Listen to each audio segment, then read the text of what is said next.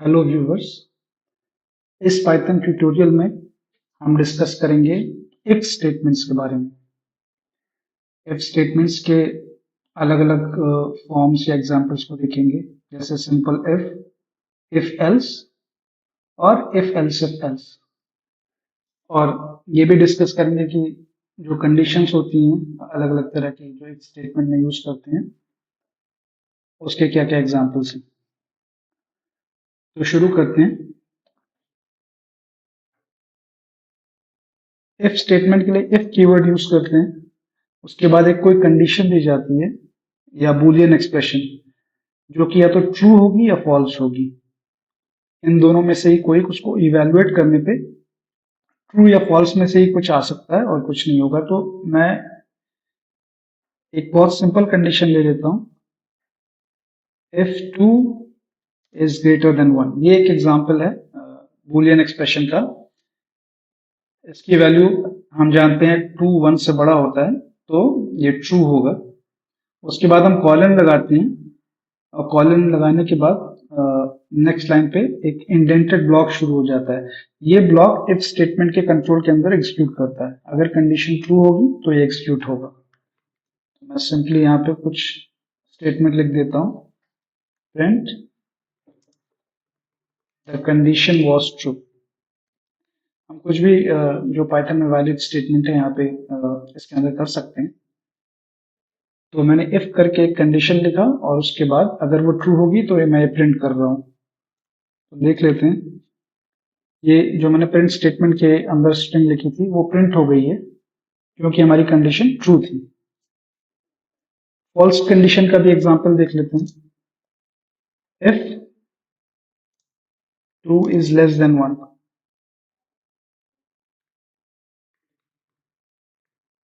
Then हम कुछ print कर लेते हैं, the condition is true. Now 2 is less than 1 हम जानते हैं ये ट्रू नहीं होगा, क्योंकि 2 1 से बड़ा होता है। तो ये स्टेटमेंट प्रिंट नहीं होना चाहिए, क्योंकि ये स्टेटमेंट तभी प्रिंट होगा जो जब इफ के बाद जो कंडीशनल टेस्ट है या बूलियन एक्सप्रेशन है वो ट्रू होगी। देखिए मैंने एंटर प्रेस किया तो हम कुछ भी प्रिंट नहीं हुआ लास्ट टाइम की तरह, बल्कि वो स्टेटमेंट बाहर आ गया। तो इफ स्टेटमेंट में यही होता है, if keyword then a condition और उसके बाद एक ब्लॉक होता है। ब्लॉक मतलब मैंने यहाँ पे एक ही स्टेटमेंट लिखा है, लेकिन एक से ज्यादा भी हो सकते हैं। फॉर एग्जाम्पल, अगर इफ 2 इज ग्रेटर देन 1, मैंने एक लाइन प्रिंट की है, मैं कुछ और भी कर सकता हूं। तो ये दोनों स्टेटमेंट एक ब्लॉक के अंदर ही है, और अगर वो कंडीशन ट्रू होगी तो दोनों ही एग्जीक्यूट हो जाएंगे। तो देखिए दोनों एग्जीक्यूट हो गए।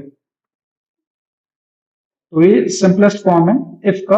अगर इफ कंडीशन तो ब्लॉक एग्जीक्यूट करो, और अगर वो फॉल्स आती है कंडीशन तो स्किप कर दो वो ब्लॉक। अब हम कंडीशंस के अलग अलग एग्जांपल्स देख लेते हैं कि किस तरह से कंडीशन इवैल्यूएट होती है। जैसे हमने देखा 2 इज ग्रेटर देन 1, तो ये कंपैरिजन है, न्यूमेरिकल कंपैरिजन। इस तरह के इक्वालिटी का भी कंपैरिजन होता है, और वो दो इक्वल टू साइन से होता है। अगर मैं लिखूं 2 इज इक्वल टू 2, तो पाइथन इसको ट्रू रिटर्न कर रहा है, क्योंकि उसने इसको इसको चेक किया इस कंडीशन को, और ऑब्वियसली 2 इज इक्वल टू 2 होता है तो ट्रू कर दिया। नॉट इक्वल टू के लिए 2 इज नॉट इक्वल टू का सिंबल ये होता है exclamation mark followed by equal to, इसको नॉट इक्वल टू कहते हैं। 2 इज नॉट इक्वल टू 3, तो ये भी ट्रू आना चाहिए। देखिए पाइथन ने ट्रू रिटर्न कर दिया। तो इक्वालिटी नॉट इक्वल टू और greater than equal to less than equal to भी होता है। अगर मैं कहूं 5 is greater than equal to 3, तो ये ट्रू होगा। और अगर 5 इज ग्रेटर देन और इक्वल टू 5, तो ये भी ट्रू होगा, क्योंकि 5 इज इक्वल टू 5। तो यहाँ पे मैंने डायरेक्ट न्यूमेरिकल वैल्यूज यूज की हैं। जनरली आप किसी वेरिएबल में वैल्यू असाइन करके फिर उसको कंपेयर करेंगे, ये ज्यादा कॉमन केस होता है। फॉर एग्जांपल मैं x को 10 असाइन कर लेता हूं। अब मैं x को कंपेयर करता हूं, x इज इक्वल टू 5, मैं चेक कर रहा हूँ क्या x 5 के बराबर है। ऑब्वियसली फॉल्स आएगा क्योंकि x की वैल्यू 10 है, तो वो 5 के बराबर नहीं है। उसी तरह मैं x is not equal to 7, तो x की वैल्यू 10 है जो 7 के बराबर नहीं है, तो ये ट्रू आना चाहिए। This is true. उसी तरह अगर मैं x के साथ साथ एक वेरिएबल y डिफाइन कर लूं, तो अब मैं इन दोनों को कंपेयर कर सकता हूं। x is greater then y, x 10 है, y 5 है, तो ये ट्रू आना चाहिए, true. x is equal to y, false आना चाहिए क्योंकि एक 10 है, एक 5 है। तो इस तरह से हम न्यूमेरिकल कंपैरिजन करते हैं। न्यूमेरिकल कंपैरिजन की तरह हम लोग स्ट्रिंग को भी कंपेयर कर सकते हैं बूलियन एक्सप्रेशन के लिए। उसका एग्जांपल देख लेते हैं। लेट्स से एक name is equal to Yusuf, एक वेरिएबल में मैं एक स्ट्रिंग असाइन कर रहा हूं। अब इसको मैं टेस्ट कर सकता हूं डबल इक्वल टू साइन से। मैं पाइथन को ये इवेलुएट करने को बोल रहा हूं कि क्या नेम यूसुफ है।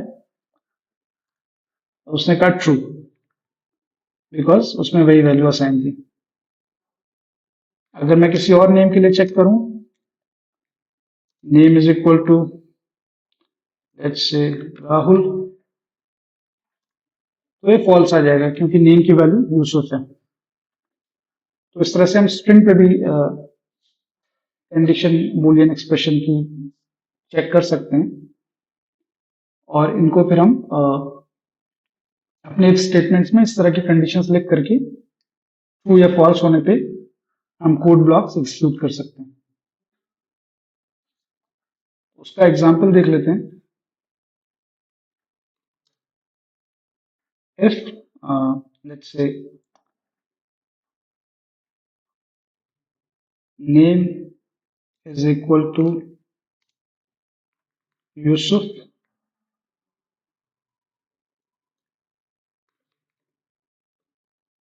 एंड हेलो यूसुफ,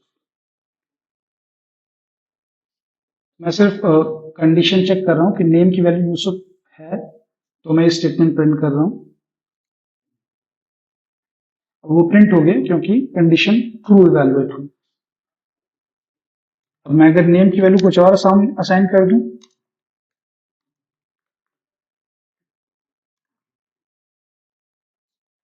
यहाँ मैंने टेस्ट किया है, मैं असाइनमेंट एक सिंगल इक्वल टू से होता है,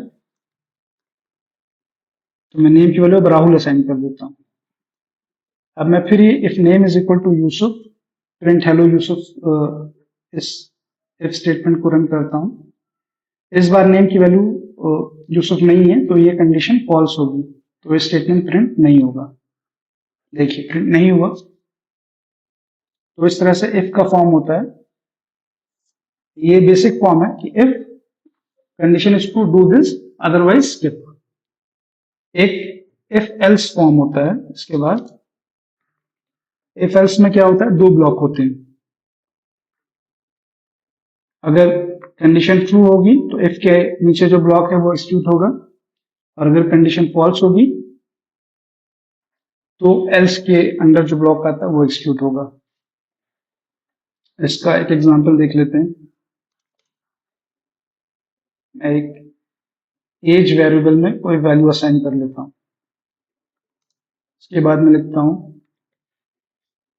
if age is greater than equal to 18।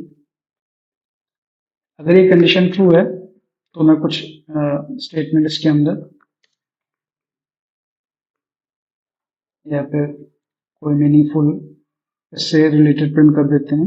Let's say you can vote.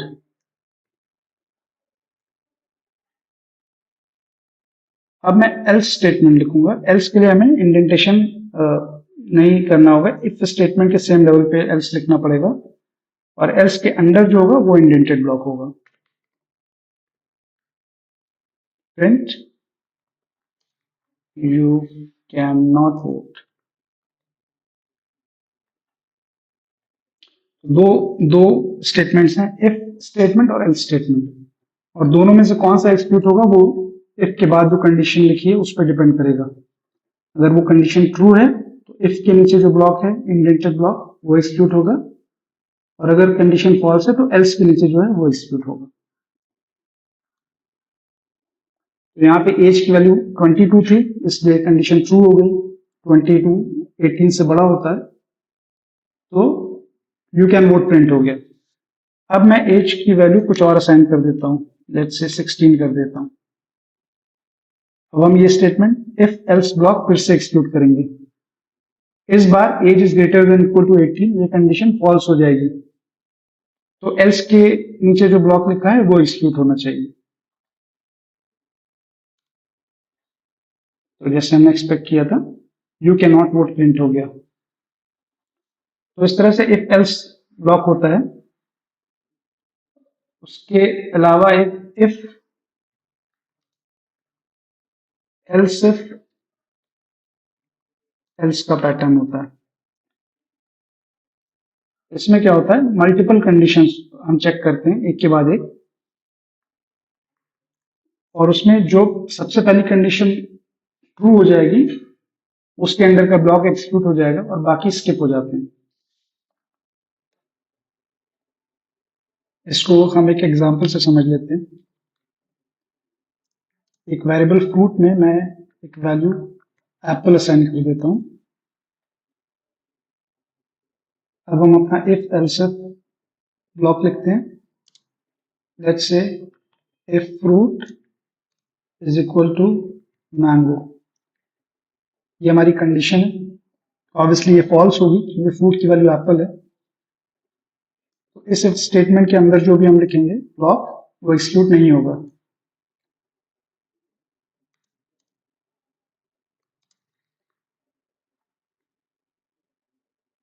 इसके बाद हम एक एल इफ स्टेटमेंट लिखेंगे। तो जब पहला इफ स्टेटमेंट की का जो कंडीशन फॉल्स होगी तभी एल्स इफ पे जाएगा, वहां पे हम अब दूसरी कंडीशन लिखेंगे।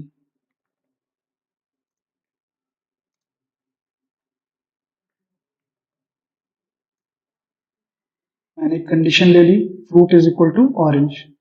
ऑब्वियसली ये भी फॉल्स है, तो इसके अंदर जो भी ब्लॉक है वो इस बार एग्जीक्यूट नहीं होगा। अगर ये ट्रू होता तो एग्जीक्यूट हो जाता।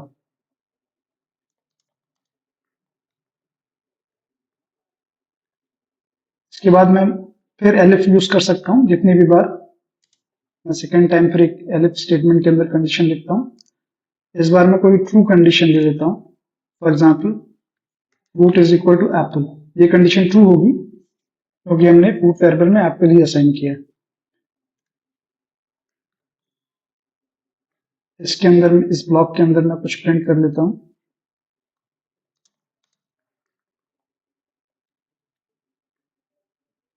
अब इसके बाद भी अगर मैं कोई एल्स इफ स्टेटमेंट लिखूंगा तो वो हमेशा स्किप होगा, क्योंकि पहली जो ट्रू कंडीशन होती है वो उसके अंदर का ब्लॉक ही एक्सिक्यूट होता है, उसके बाद कोई भी ब्लॉक चेक नहीं होता। मैं एक और एल्फ स्टेटमेंट ऐड कर देता हूं।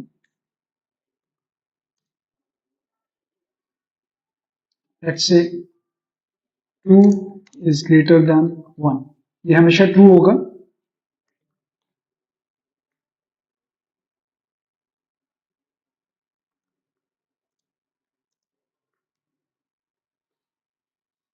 तो देखिए हमारी 4 कंडीशंस यहाँ टेस्ट हो रही हैं। पहली, if fruit is equal to mango, ये फॉल्स है। सेकंड कंडीशन भी फॉल्स है, fruit is equal to orange. Third condition true है।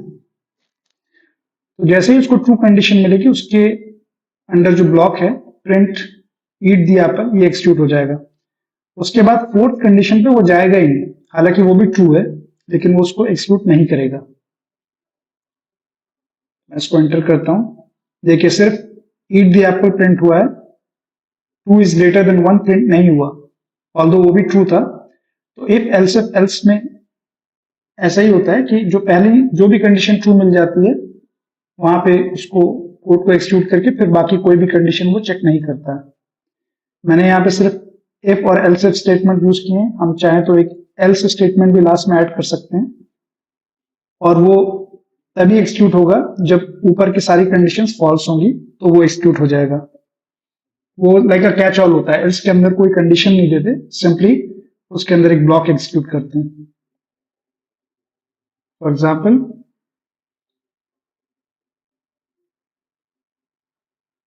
अगर हम फ्रूट इज इक्वल टू, यहां मैं बनाना कर देता हूं ताकि ये कंडीशन भी फॉल्स हो जाए। उसके बाद इंस्टेड ऑफ एल्स सिर्फ मैं एक एल्स ब्लॉक यहां पे असाइन करता हूं, print all the above conditions were false।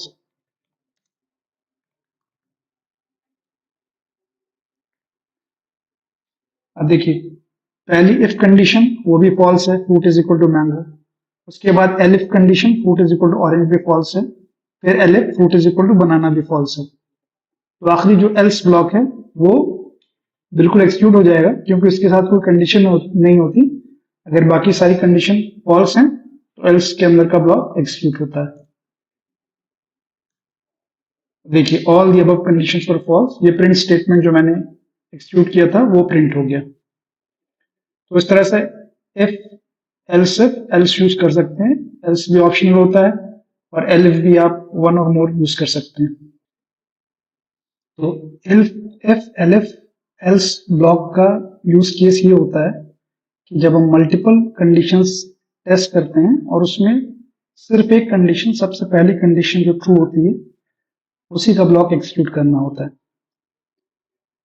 एक यूज केस हमारा ये हो सकता है कि हम मल्टीपल कंडीशंस चेक करें, लेकिन इंडिपेंडेंटली उसमें जो भी ट्रू हो उसके अंदर का ब्लॉक एक्सिक्यूट करें। तो उस केस में हम सेपरेट इफ कंडीशंस यूज करेंगे, इफ एल नहीं यूज करेंगे। इसको एग्जांपल से देख लेते हैं। फ्रूट की वैल्यू एप्पल असाइंड है, मैं एक कंडीशन लिखता हूं, if fruit is equal to apple. अब ये कंडीशन ट्रू है, तो मैं इसके अंदर कुछ एक्सिक्यूट करता हूं, इट इज एन एप्पल। अब मुझे एक नेक्स्ट कंडीशन चेक करनी है, लेकिन पहली कंडीशन से उसका कुछ डिपेंडेंसी या रिलेशनशिप नहीं होना चाहिए, तो मैं अगेन इफ ब्लॉक लिखूंगा, एलिफ नहीं यूज करूंगा। तो अगर मैं लिखता हूं if fruit is not equal to mango, ये कंडीशन भी ट्रू होगी, क्योंकि फ्रूट एप्पल है तो वो मैंगो नहीं, तो fruit is not equal to mango भी ट्रू हुआ। तो मैं प्रिंट कर देता हूं, it is not a mango. तो यहां हमारी दो कंडीशन टेस्ट हो रही है, लेकिन दोनों अलग अलग इफ ब्लॉक्स में टेस्ट हो रही हैं। अगर दोनों ट्रू है तो दोनों के अंदर का कोड ही एक्सिक्यूट होगा। इफ एलिफ एल्स की तरह नहीं है जहां पे सिर्फ एक ही एक्सिक्यूट होता था। तो देखिए, पहली कंडीशन भी ट्रू थी, fruit is equal to apple, तो इट इज एन एप्पल भी प्रिंट हो गया। Fruit is not equal to mango, ये भी ट्रू थी, तो it is not a mango, ये भी प्रिंट हो गया। तो जब आपको डिपेंडेंसी नहीं मेंटेन करनी है कंडीशंस में, तो सेपरेट इफ स्टेटमेंट्स यूज कीजिए। और अगर आपको मल्टीपल कंडीशंस में से कोई एक ही ट्रू चाहिए तो इफ एलिफ ब्लॉक यूज कीजिए। तो ये हमने न्यूमेरिकल वैल्यूज पे और स्ट्रिंग्स के ऊपर कंडीशनल टेस्ट अप्लाई करके देखा है। अब लिस्ट के लिए भी देख लेते हैं कि लिस्ट पे कैसे कंडीशंस टेस्ट होती हैं। मैं एक फ्रूट्स वेरिएबल, एक लिस्ट डिफाइन करता हूं, उसमें मैं कुछ फ्रूट्स असाइन कर देता हूं।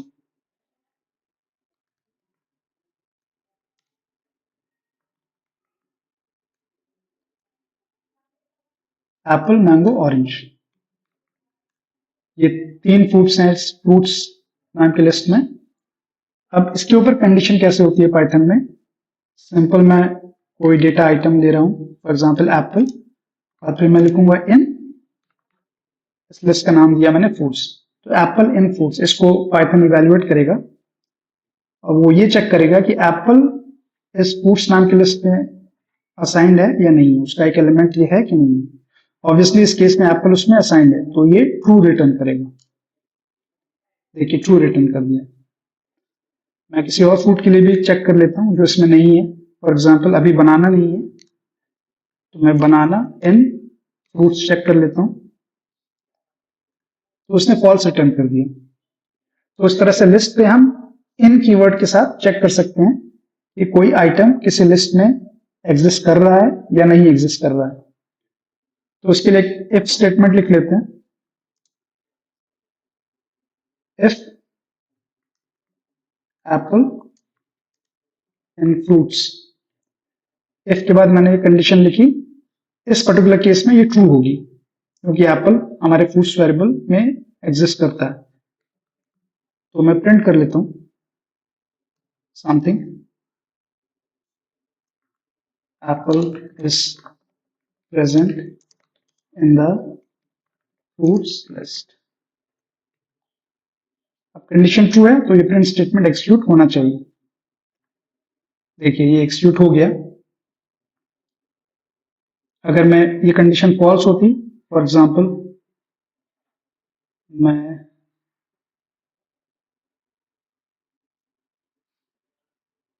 कीवी इन फ्रूट्स चेक कर लेता हूं।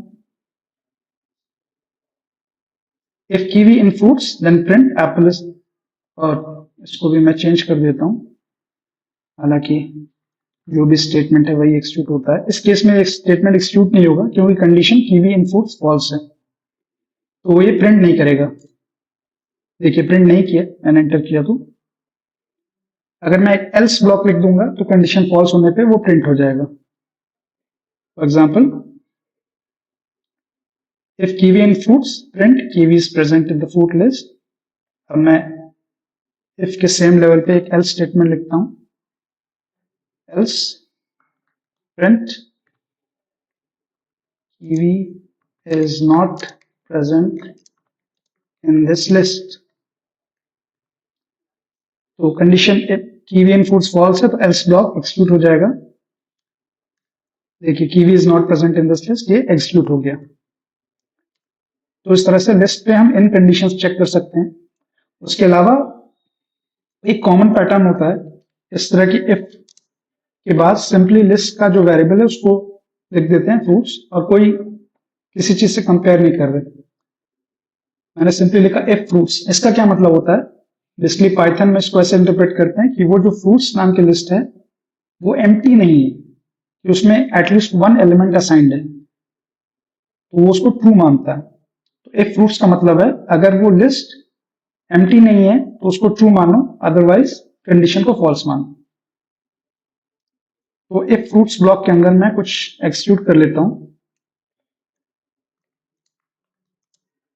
The list is not empty, मैं प्रिंट कर लेता हूं। अगर ये कंडीशन ट्रू होगी तो ये प्रिंट हो जाएगा। तो देखिए प्रिंट हो गया क्योंकि फ्रूट्स में कुछ वैल्यूज असाइंड थी, एप्पल मैंगो ऑरेंज ये असाइंड है। अब मैं क्या करता हूं, इस फ्रूट्स को simply as an empty list assign कर देता हूं, उसकी सारी वैल्यूज चली जाएंगी। तो fruits is equal to empty list हो गई।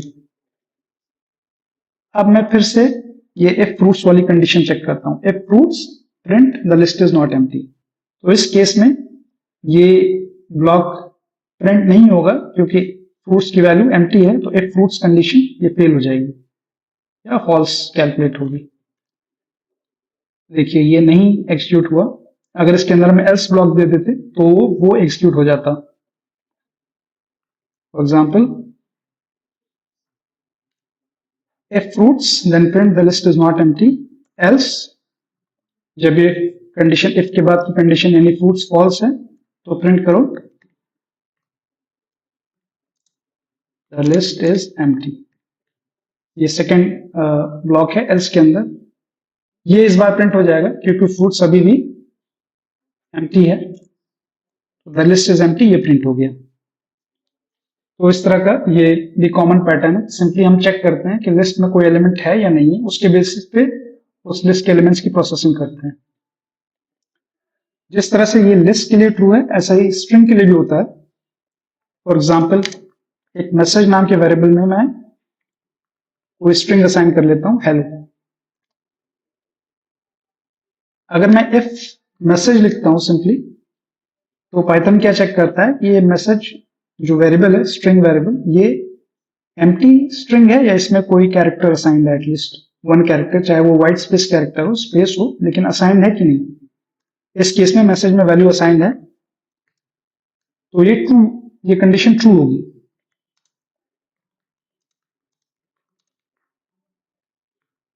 तो इफ स्टेटमेंट के अंदर ये प्रिंट हो रहा है the string is not empty, ये प्रिंट हो जाएगा क्योंकि मैसेज में हेलो असाइंड है जो कि एम्प्टी नहीं है।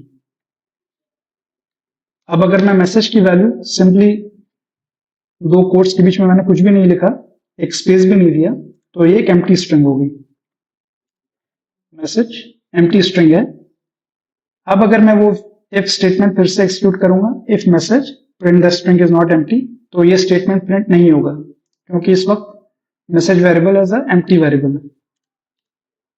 देखिए कुछ भी नहीं प्रिंट हुआ। तो इस तरह से हम लिस्ट के ऊपर, स्ट्रिंग के ऊपर सिंपली उसकी उसमें कुछ असाइंड है या नहीं असाइंड है ये चेक कर सकते हैं।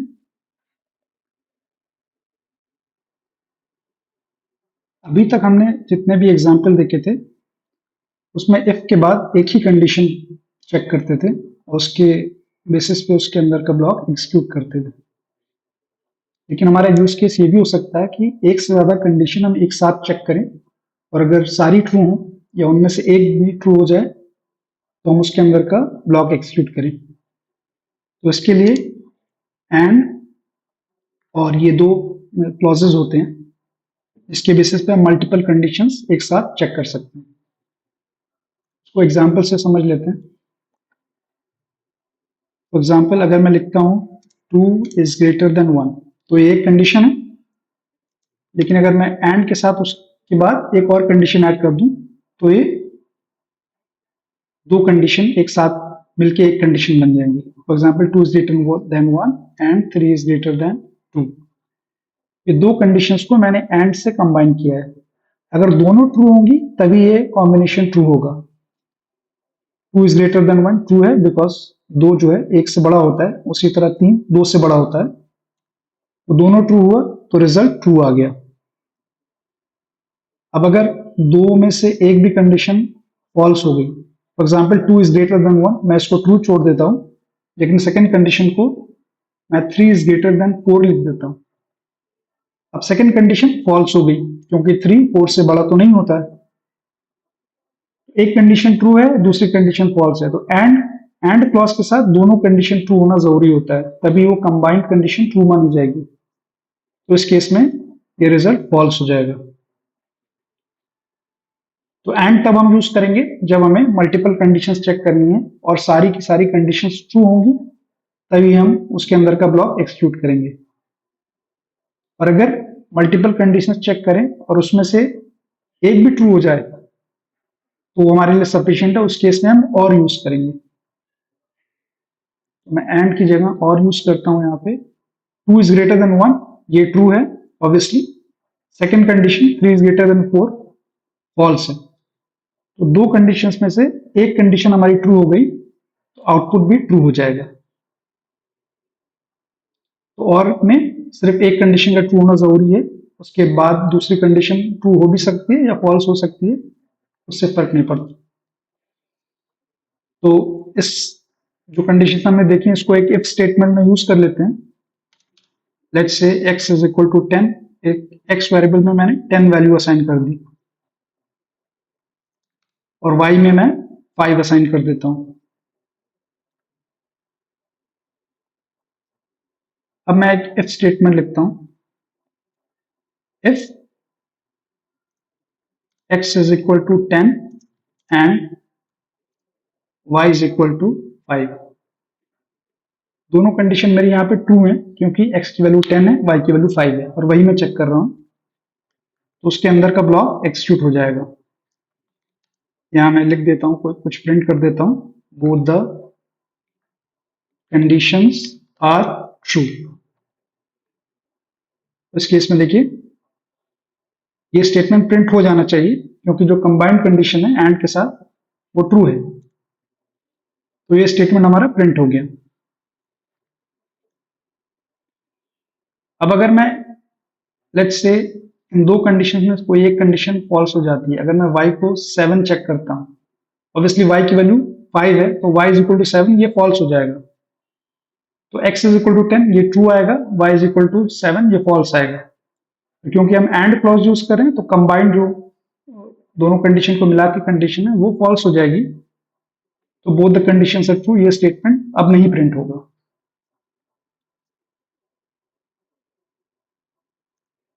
देखिए ये स्टेटमेंट प्रिंट नहीं हुआ।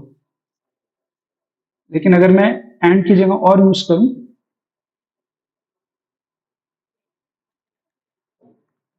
x इज इक्वल टू 10 और y इज इक्वल टू 7, अब पहली कंडीशन ट्रू है, दूसरी फॉल्स है, लेकिन और सिर्फ ये चेक करता है कि at least one condition is true, तो वो जो कंबाइंड कंडीशन है वो ट्रू हो जाएगी। तो इस केस में ये ट्रू हो जाएगा और print both the conditions are true. यार ये स्टेटमेंट तो मिसलीडिंग है, at least one of the conditions are true, ये प्रिंट कर देते हैं। तो दोनों में से एक कंडीशन ट्रू थी तो उसके अंदर उस इफ स्टेटमेंट के अंदर का ब्लॉक जो है प्रिंट हो जाना चाहिए। इस केस में प्रिंट हो जाएगा, देखिए ये प्रिंट हो गया। तो उसी तरह अगर हमको मल्टीपल कंडीशंस चेक करनी है तो हम एंड या और यूज करेंगे डिपेंडिंग ऑन दिस कि हम सारी कंडीशंस को ट्रू चेक करना चाहते हैं या एटलीस्ट वन कंडीशन के ट्रू होने पे हम स्टेटमेंट्स को एक्सिक्यूट करना चाहते हैं। इफ स्टेटमेंट्स के लिए इतना सफिशिएंट है। Thank you for watching and take care.